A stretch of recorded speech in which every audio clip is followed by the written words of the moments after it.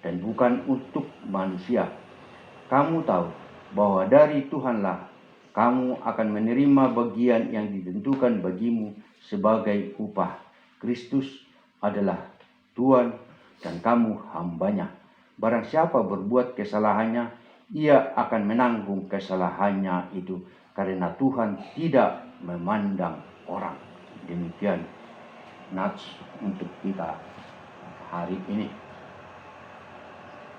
Jemaat Tuhan yang berbahagia, topik yang ditentukan oleh gereja HKBP buat kita hari Minggu ini adalah bekerja untuk Tuhan.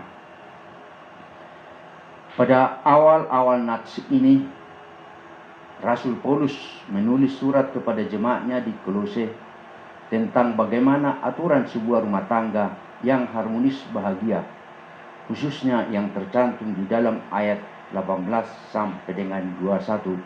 Demikian, hai istri, tunduklah pada suami. Hai suami, kasihilah istrimu. Hai anak-anak, taatilah orang tuamu. Hai bapak-bapak, jangan sakiti hati anak-anakmu. Dan itu sudah dibahas dalam perenungan kita beberapa minggu lalu, perihal hubungan antar manusia di dalam suatu keluarga Tuhan yang berbahagia.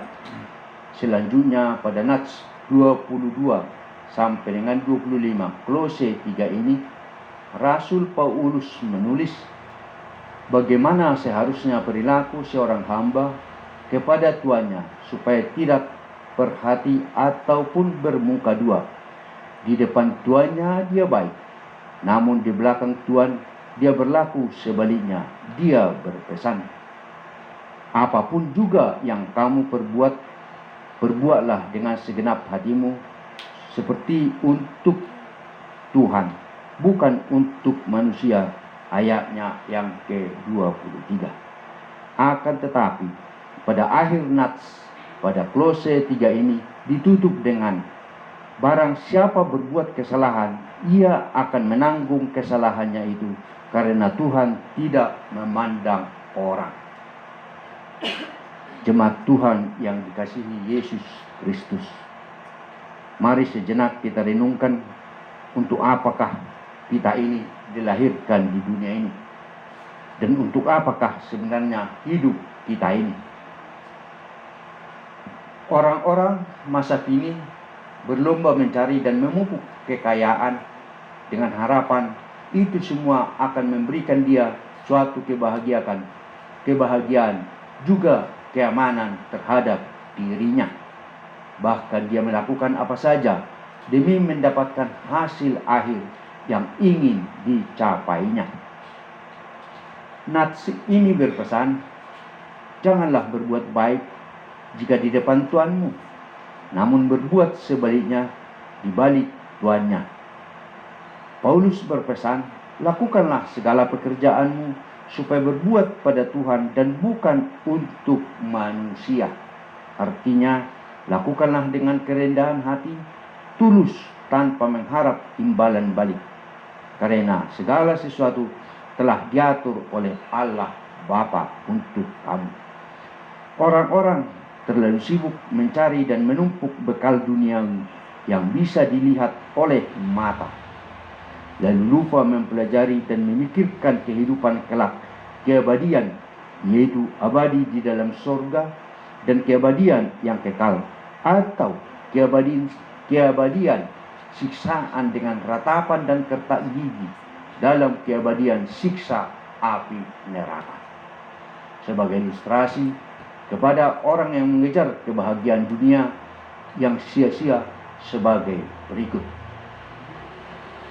Ada seorang tua hingga berumur 80 tahun yang selalu sibuk, jarang tersenyum, tegang, dan selalu fokus mencari uang untuk mencari kekayaan ataupun harta. Karena semakin dia kaya, semakin dia sibuk, ketawa pun menjadi barang langka atau mahal, karena jarang dia tersenyum dan jarang dia tertawa. Akan tetapi hatinya merasa sunyi dan kosong, sepertinya jauh daripada kebahagiaan.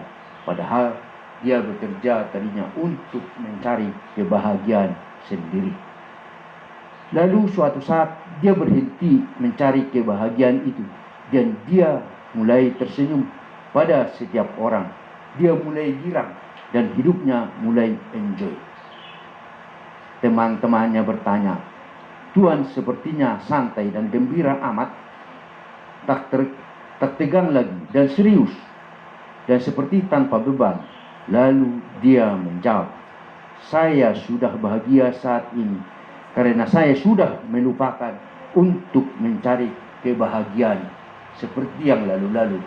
Ternyata dunia tidak memberi saya kebahagiaan," katanya. Lalu dia mulai serius mempelajari tuntunan Tuhan dengan cara membaca Alkitab dan memanjatkan puji syukur untuk membuat hatinya tenang dan tentram. Memang Tuhan itu Maha Pemurah dan Maha Pengasih. Tiada kata terlambat buat orang yang mencarinya. Bahkan diibaratkannya Tuhan akan meninggalkan dombanya yang 99 itu hanya untuk mencari satu domba yang tersesat. Persoalannya, apakah cukup waktu yang tersisa ini untuk bekal untuk pengadilan di hari akhir esok nanti? Manusia sama seperti angin hari-harinya, seperti bayang-bayang lewat Psalmen 144 ayat 4. Maksudnya ialah waktu ini sangat singkat, pergunakanlah dan jangan sia-siakan. Jemaat Tuhan yang dikasihi Yesus Kristus, Tuhan kita itu memang maha baik, pemurah dan pengasih. Namun Tuhan juga marah benar jika manusia ciptanya itu telah berperilaku jahat. Ingatlah masalah Sodom dan Gomora. Ingat jugalah air bah pada zamannya Nabi Nuh. Bahkan Musa, orang suruhan dan disayanginya itu untuk memimpin orang-orang Israel keluar dari Mesir, masih mendapat ganjaran dari Tuhan hanya karena kesalahan kecil menurut ukuran kita.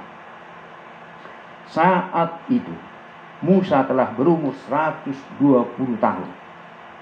Awalnya dia kesal karena bebal dan rengekan bangsa itu meminta air di gurun pasir sebelum mereka menyeberang sungai Yordan.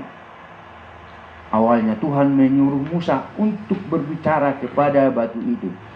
Namun karena hati Musa sudah kesal dan atas rengekan bebal dan ketidaksetiaan bangsa itu, akhirnya Musa memukulkan tongkatnya pada batu itu untuk mendapatkan mata air.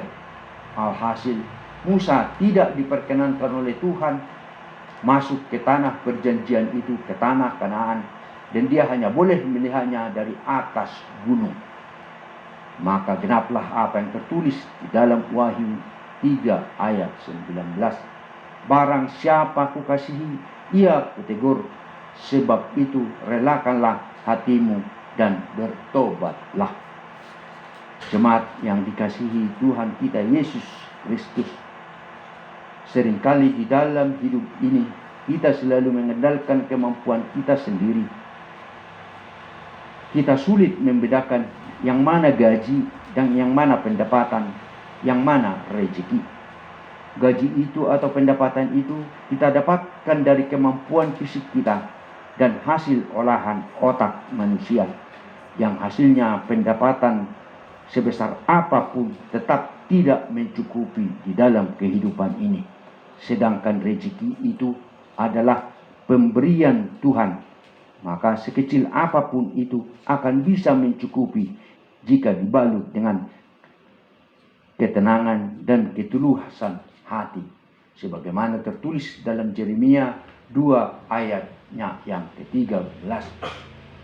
Mereka meninggalkan aku, sumber air yang hidup, untuk menggali kolam bagi mereka sendiri yakni kolam yang bocor yang tidak dapat menahan air. Maka seimbangkanlah hidup dan kehidupan ini dengan mengandalkan Tuhan sebagai penuntun langkah hidup, dan perteballah iman dengan hikmat dan kebijakan, maka semuanya itu akan ditambahkannya kepadamu. Berjaga-jagalah dan waspadalah terhadap segala ketamakan, sebab walaupun seorang berlimpah-limpah hartanya, hidup tidaklah tergantung dari kekayaannya itu sendiri. Lukas 12 ayat 5. Sebagaimana yang diminta dalam topik renungan kita minggu ini, yaitu bekerja untuk Tuhan. Maka tuluslah dan tekunlah serta fokuslah bekerja seperti engkau bekerja buat Tuhan, dan itulah kunci dari suatu keberhasilan. Demikianlah renungan dan firman Tuhan buat kita dalam ibadah mandiri di rumah saat ini, kiranya Tuhan menyempurnakannya buat kehidupan kita. Amin. Mari kita berdoa.